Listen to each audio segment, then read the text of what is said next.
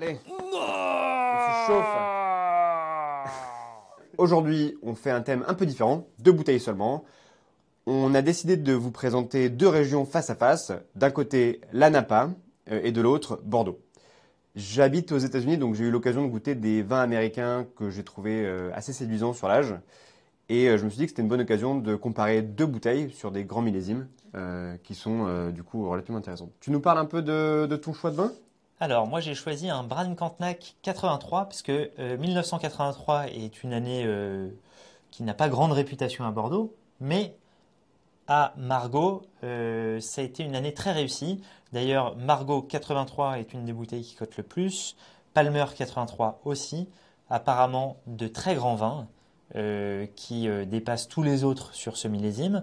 Je n'avais pas les moyens pour un Margaux 83, Mais peut-être si on fait beaucoup de views. mais Ouais. Brane-Cantenac est une maison qui a toujours fait des très bons vins depuis très longtemps. J'ai bu un très très bon Brane-Cantenac 89 avec toi d'ailleurs pour mon anniversaire. C'est vrai. Donc Il me gâte. j'espère que sur 83 ce sera aussi bon qu'au moins que le 89. On va voir ça. Donc comme c'est un vieux vin, j'ai préparé pour l'ouvrir. Comment ça s'appelle? Un décapiteur de bouteilles? Un Durand. Bah, ça s'appelle pas vraiment un Durand, c'est un tire-bouchon différent, on va dire. Hop. Oh, pas mal. On est J'y bien là. arrive, On j'y est bien, arrive. on est bien, on est bien, on est bien. J'aime bien le bruit. Vas-y, vas-y. C'est très ASMR. Pas mal. Ah non, perdu. Bah, on va le filtrer, hein. Tu m'avais dit d'enlever les verres. C'est pas grave. Donc j'ai ouvert mon Brane-Cantenac, le bouchon c'est cassé, pas tout à fait au milieu mais pas loin. On va goûter. Ouais, allez. On a une belle couleur. Le moment de vérité. Ok. Ok, il y a du vin. Il y a du vin. Ça a pas le nez d'un vin mort. On est vraiment sur la fin du tertiaire, hein, donc c'est beaucoup de tabac au nez. Une certaine fraîcheur, un peu mentholée. Je suis d'accord, fruits rouges, ouais, sous-bois, champignons. Là, ça fait une petite dizaine de minutes, un peu moins, C'est que ça. le On l'a vin a ouvert. été servi en verre.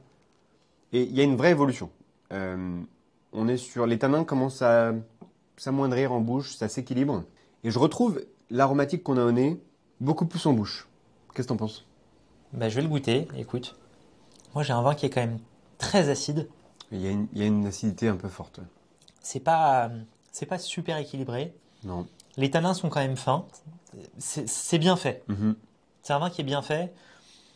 Après, il n'y a pas la magie comme tu disais non plus.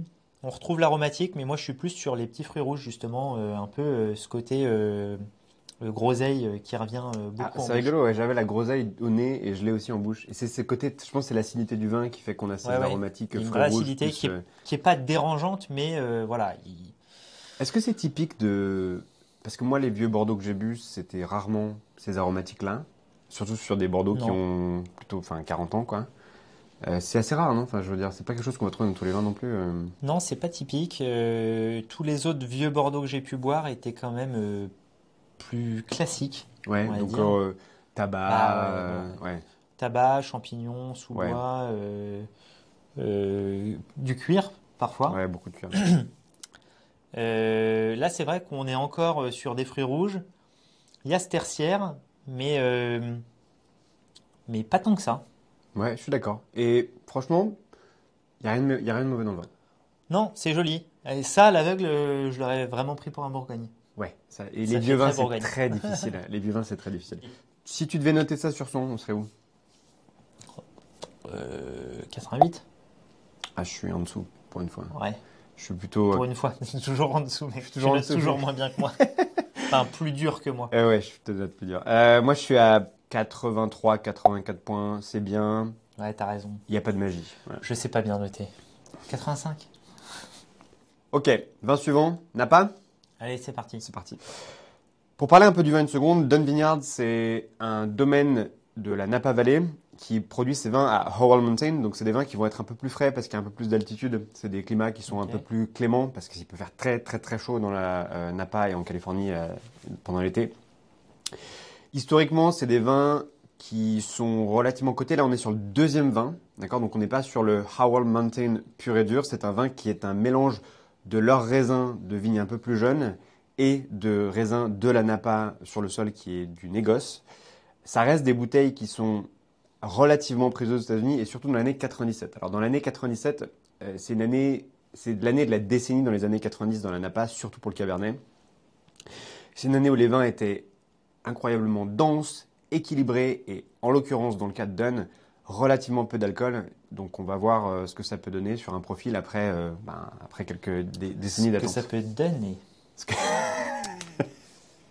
Toujours un petit jeu de mots.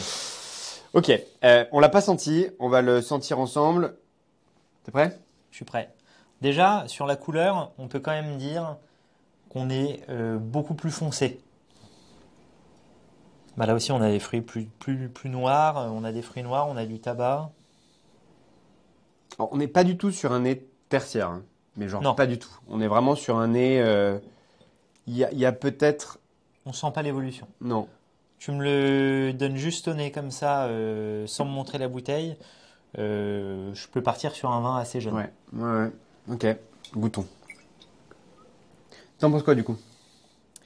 Écoute, là, à l'ouverture comme ça, tout de suite, il est quand même pas très avenant. Il y a des tanins qui sont très prenants. Ouais. Un peu gros et asséchants. Il y a une bonne acidité, il y a de la fraîcheur. Il n'y a pas de bois. On est sur un vin qui est net. Ce côté tannique qui ressort un peu trop. Mais bon, voilà, il y a un petit déséquilibre. Mais sinon, sur tout le reste, j'ai pas de sucrosité non plus. Parce qu'on a bu pas mal de Napa. Il y a quand même des vins où on retrouve des sucres résiduels assez forts dans le rouge. Le vin est un peu court en bouche, je trouve. Ce qui est un peu décevant pour un vin qui est censé être d'une très grande année sur plutôt un grand domaine. Et surtout, il n'est pas du tout à maturité. C'est une bouteille que personnellement, j'ouvrirais dans une quinzaine d'années peut-être. Ah ouais, carrément. Et le vin est un poil adolescent, on va dire. Un peu difficile, un peu rebelle en bouche. Mais voilà. Il n'y a pas de mauvais vin. Hein. C'est juste que C'est ça la crise d'adolescence. C'est ça la crise d'adolescence. Ah oui, on est quand même sur un vin qui a 27 ans. Ouais. Et Enfin, jeune. 26. Parce Et jeune. Ouais. Ouais. Et comme quoi. Après, le nez est vraiment super, hein, donc ça laisse présager d'un très beau vin plus tard, quand les tanins seront fondus, parce que sinon tout le reste est nickel. Qu'est-ce que tu noterais ça sur son? Est-ce que tu mets ça mieux que le Brain? Moins bien que le Brain? Le Bran, excuse-moi, je le prononce à l'américaine, désolé. Les ricains. C'est quand même moins agréable en bouche que le Bran, je trouve. C'est dur à dire, parce que les deux ont des défauts. J'ai bien aimé les deux. Peut-être préféré le Bran Cantenac pour l'acidité, la fraîcheur, que là je retrouve quand même un tout petit peu de lourdeur sur celui-ci à la fin. Tout petit peu. Tu veux dire sucre ou... Très léger. Très léger, ok, je l'ai pas, mais ok. Je noterais mieux celui-ci, pour le potentiel en fait. Ouais, c'est vrai. Aujourd'hui, je préfère boire ça. Mais ça, je lui au mets stade de ça, ça peut être meilleur. Ce sera meilleur. Ce sera meilleur, ok. Je pense que ça sera meilleur, mais dans 15 ans. Donc moi, je noterais ça, tu vois, un truc genre 89, 90, en me disant que c'est un truc que je kifferais ouvrir dans 15 ans. Ouais. Que celui-ci, fallait l'ouvrir aujourd'hui, peut-être même plus tôt. Et il donne tout ce qu'il a donné. C'est bon, il n'y a pas de magie, mais on est content.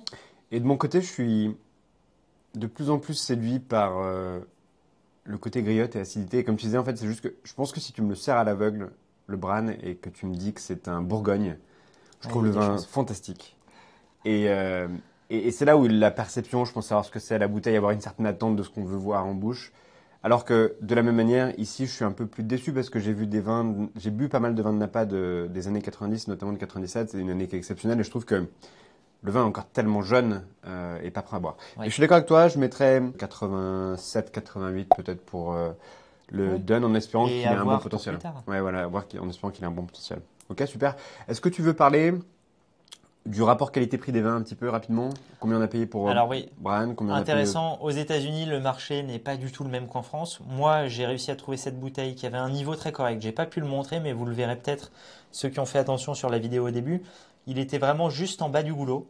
Donc pour un vin qui a 41 ans. 41 ans. Ouais. C'est un bon niveau, c'est normal qu'il y ait un tout petit peu de déperdition, ça c'est tout à fait logique, c'est le bouchon qui fait son travail.